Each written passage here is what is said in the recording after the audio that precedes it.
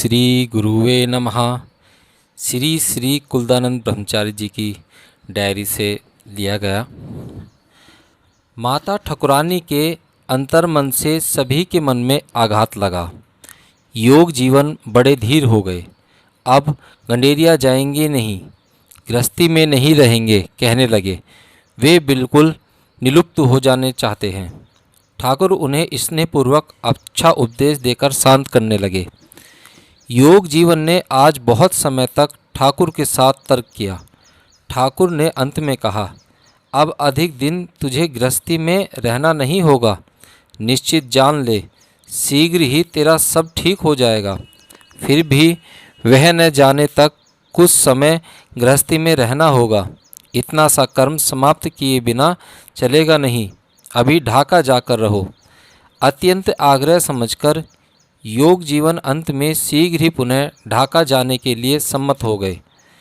संध्या के समय जब हम लोग श्रीमद् भागवत सुनने जाते हैं, रास्ते में सब और हम लोग केवल माता ठकुरानी की ही खोज किया करते हैं।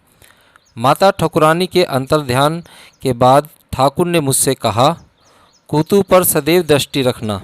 पाठ सुनने जब भी जाओगे कुतु का हाथ पकड़कर ले जाना। पाठ सुनने जब बैठोगे उसको पास में ही बैठाना, कहीं उसको ले न जाए। मैंने पूछा, क्या कुतु को भी ले जा सकते हैं?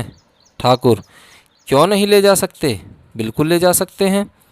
आश्चर्य यह है कि माता ठकुरानी के पास कुतु में थोड़ा भी दुख का भाव नहीं देख रहा हूँ। कुतु दिन भर ठाकुर के पास बैठी रहती है।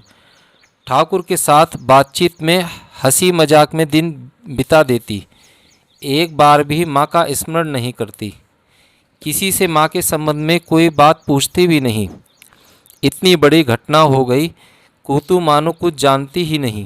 कुतु को लक्ष्य करके ठाकुर से मैंने पूछा, माँ के अभाव में क्या किसी किसी को कुछ भी कष्ट नहीं होता? ठाकुर ने कहा, हाँ, कष्ट सभी को होता है, तो भी किसी किसी में धैर्य बहुत अधिक होता है। भोर में प्रातःकाल संपन्न करने के बाद ठाकुर बरामदे में अपने आसन पर बैठे हैं। इसी समय कृष्णदास आकर हाजिर होते हैं। कृष्णदास एक छोटा सा बंदर है। ठाकुर ने आदरपूर्वक उसका नाम कृष्णदास रखा है। ठाकुर रात्रि में भोजन करने से पहले कृष्णदास के लिए कम से कम एक रोटी रख देते हैं। प्रातःकाल प्रतिदिन कृष्णदास आकर उसे खाते हैं। कृष्णदास के लिए यहाँ रोक टोक नहीं है। प्रातःकाल आते ही कृष्णदास बाहर से 2-3 बार चींची करके आवाज़ करते हैं। तब ठाकुर अपने हाथ में रखकर उनको रोटी देते हैं। 2-4 बार आवाज़ करने के बाद भी जब कृष्णदास को खाना न मिले तो वे बराबर ठाकुर के आसन गृह में जाते हैं, जहाँ खाना रखा होता है। वहाँ से खाना लेकर ठाकुर के सामने आकर बैठते हैं। फिर धीरे धीरे 5-7 मिनट में खाना पूरा करके चले जाते हैं। लेकिन यदि किसी आकस्मिक कारण से कृष्णदास को आने के बाद भी खाना नहीं मिलता तो वे ठाकुर का हाथ पैर पकड़कर खींचा करते हैं। कभी गोद में तो कभी सीधे ठाकुर के कंधे पर चढ़कर बैठ जाते हैं। इनको जब तक खाना न दे दें ठाकुर निश्चिंत होकर आसन पर बैठ नहीं पाते। कृष्णदास बहुत शांत प्रकृति के नहीं हैं, फिर भी ठाकुर के बड़े दुलारे हैं। एक और बूढ़ा बंदर ठाकुर का भक्त है। ये बहुत अनुभवी हैं। जिस दिन से ठाकुर ने यहाँ आसन लगाया है उस दिन से ही ये ठाकुर के नित्य संगी हैं। प्रातः चाय पीने के बाद श्रीधर कुछ समय तक श्री चैतन्य चरितअमृत ग्रंथ का पाठ करते हैं। फिर दिन के 9 बजे ठाकुर श्रीमद् भागवत का पाठ आरंभ करते हैं। ठीक उसी समय ये बूढ़े बंदर आकर ठाकुर के पास ही कटघरी के बाहर बैठते हैं और गाल पर हाथ रखकर शांत भाव से ठाकुर की ओर देखा करते हैं। लगता है जैसे भागवत सुन रहे हैं। पाठ समाप्त न होने तक वे किसी भी प्रकार से अपना स्थान छोड़ते नहीं। यदि कोई दुष्ट बंदर पाठ के समय गड़बड़ करे तो वे ऐसी दृष्टि से एक बार उसकी ओर देखते हैं कि वह भय से चींची करके भाग जाता है। पाठ के समय बूढ़े को कुछ खाने की वस्तु देने से वे किसी प्रकार भी उसे खाते नहीं, रख देते हैं। पाठ समाप्त होने पर धीरे धीरे उसे खा लेते हैं। आश्चर्य की बात यह है कि एक दिन के लिए भी बूढ़े बंदर का यह भगवत श्रवण बंद नहीं होता। दिन भर वे कहीं भी क्यों न रहें, 9 से 10 बजे तक वे निर्दिष्ट स्थान छोड़कर कहीं नहीं रहते। वे इस मोहल्ले के बंदरों के मुखिया हैं। उनका शरीर अच्छा हष्ट पुष्ट बलिष्ठ है, देखकर बहुत आनंद आता है। बूढ़े के और भी अद्भुत अद्भुत कार्य के बारे में सोचकर चकित हो जाता हूँ। पूरे वृंदावन में घर घर में बंदरों का उपद्रव बहुत अधिक है, बूढ़े के कारण ही लगता है। हमारे कुंज में बंदरों का वैसा उपद्रव नहीं है। एक दिन प्रातः अचानक एक बंदर आकर हम लोगों का एक लोटा ले गया। सोच के लिए जाने में बड़ी असुविधा होने लगी। बूढ़े बंदर कुछ क्षण बाद ही कुंज में आए।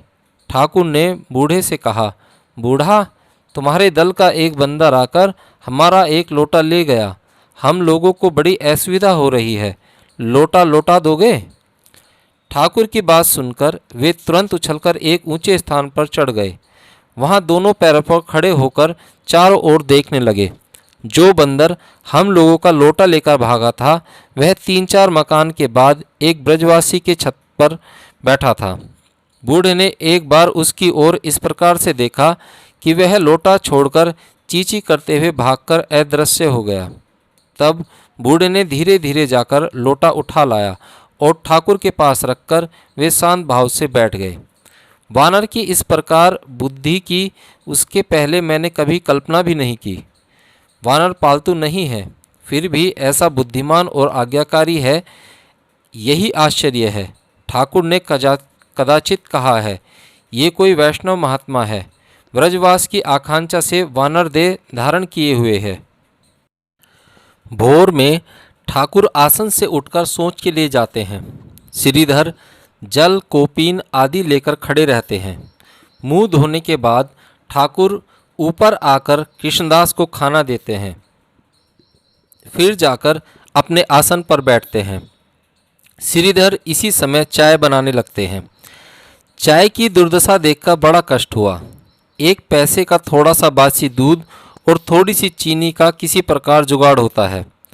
अर्थाभाव के कारण अत्यंत साधारण श्रेणी की चाय सस्ते में थोड़ी थोड़ी खरीदकर लाई जाती है। ठाकुर ने एक दिन की बनी चाय की पत्ती को न फेंककर उसे सुखाकर रखने के लिए कहा है। अभाव होने पर उन्हीं पत्तियों को जल में डुबाकर ठाकुर को दिया जाता है। मलेरिया के कारण बहुत समय से ठाकुर को चाय पीने का अभ्यास है। समय पर वह न मिलने से उन्हें असुविधा होती है, लेकिन इस प्रकार की निरस चाय ठाकुर किस प्रकार पीते हैं समझ में नहीं आता। चाय के ऐसे अभाव की खबर एक बार कोलकाता पहुंचते ही सैकड़ों गुरुभाई अच्छी उत्कृष्ट चाय आग्रह पूर्वक भेज देंगे, परंतु ठाकुर की इच्छा के बिना कुछ करना किसी के लिए भी संभव नहीं है। ठाकुर की अनुमति का भरोसा न करके मैंने भैया को उत्कृष्ट चाय भेजने के लिए लिख दिया। ठाकुर के चाय पीने के बाद श्रीधर एक अध्याय श्री चैतन्य चरित्र अमृत का पाठ करते हैं। उसके बाद 9 बजे ठाकुर स्वयं श्रीमद् भागवत का पाठ किया करते हैं। मध्याह्न में किसी दिन ठाकुर यमुना में स्नान करते हैं। फिर 12 बजे नीचे रसोई में जाकर सभी के साथ प्रसाद ग्रहण करते हैं। ठाकुर का शरीर इतना क्यों सूख गया है, प्रसाद का रूप देखने से ही वह स्पष्ट समझ आ सकता है। ठाकुर जब वृंदावन में आए थे, अनेक संपन्न भक्त ने ठाकुर को अच्छे मकान में ले जाकर सेवा करने का यथाचेष्टा आग्रह किया था, लेकिन दामोदर गरीब है, इसलिए दामोदर की प्रार्थना और जिद से ठाकुर उसके ही कुंज में आ गए। ठाकुर की सेवा के लिए जो कुछ भी हर महीने आता है, ठाकुर उसका 1 कौड़ी भी न रखकर दाऊजी ठाकुर के भोग के लिए दामोदर के हाथ में दे देते हैं। दामोदर ने आरंभ में 2-3 महीने तक तो दाऊजी का भोग ठीक ही दिया था, फिर ठाकुर के शिष्यों में अनेक धनवान लोग हैं। यह खबर पाकर उसने बड़ा छल कपट आरंभ कर दिया। ठाकुर को आहार आदि का बहुत कष्ट हो रहा है। भक्त शिष्य लोग यह सुनकर निश्चित ही मुट्ठी भर भर कर रुपये भेजेंगे। यही दामोदर का दृढ़ विश्वास है। इसी कारण अब दाऊ जी की सेवा के लिए रुपये मिलने पर दामोदर उससे सर्वप्रथम अपने घर की मासिक प्रयोजनीय सामग्री जमा करता है। फिर जो बचता है उससे किसी प्रकार दाऊ जी की सेवा की व्यवस्था होती है। प्राय 3 महीने से रोटी भात और उबला कुम्हड़ा दाऊ जी को भोग लग रहा है। नमक और मसाले के बिना केवल जल में उबला कुम्हड़ा पत्थर की मूर्ति दाऊ जी के भोग में ही अंतर चल सकता है, परंतु रक्त मांस के शरीर में जो लोग वह प्रसाद पाते हैं वे लोग फिर कब तक इसमें रुचि और भक्ति रखेंगे।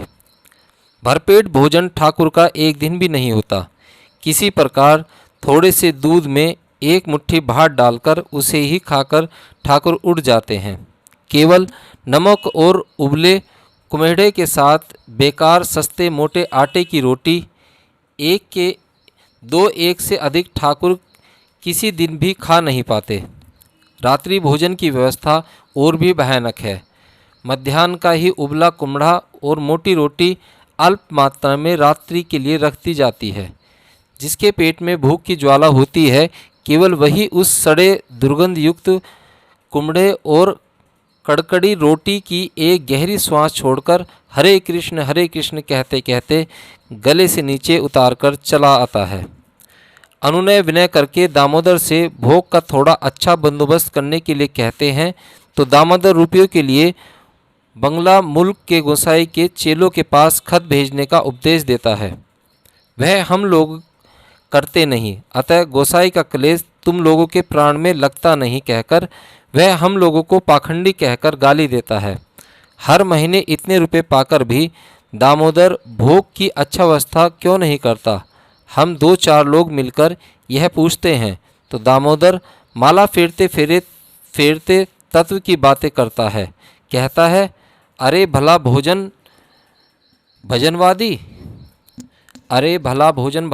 भजनवादी भक्त का लोभ ना ही चाहिए। हाथ पैर पकड़कर दामोदर से हम लोग भोजन में थोड़ा परिवर्तन करने के लिए कहते हैं तो दामोदर उबला कुम्हड़ा न देकर उसका छिलका उबाल कर देता है। रुपया पैसा अपने हाथ में रखकर हम स्वयं ही ठाकुर के भोग की व्यवस्था करेंगे। यह भय दिखाने पर दामोदर बड़ा उत्साहित दिखते हुए बाजार जाता है। बाजार का छटा सूखा व कीड़ा लगा लोगों का त्यागा हुआ बैंगन और पंचमेल साग लाकर उसे ही पकाकर देता। फिर कैसे खिलाया कहकर 10-15 दिन तक उसी की बड़ाई करता। पेट की ज्वाला से सर्वदा हमारे भीतर से भागो की चीख निकलती है। हे भगवान, अब कब तक यह भोगना पड़ेगा। प्रतिदिन भोजन के लिए बैठते ही दामोदर को पीटने की इच्छा होती है, किंतु एक दिन भी कुछ कहने का अवसर नहीं मिला। दामोदर का यह अत्यधिक अत्याचार अब सहन नहीं होता। ठाकुर से कहने पर उन्होंने मुस्कुराते हुए मधुर स्वर में कहा, दाऊ जी जागृत देवता हैं, वे सब कुछ देख रहे हैं। समय पर दाऊ जी ही दामोदर को दंड देंगे। तुम लोग दामोदर को कुछ मत कहना।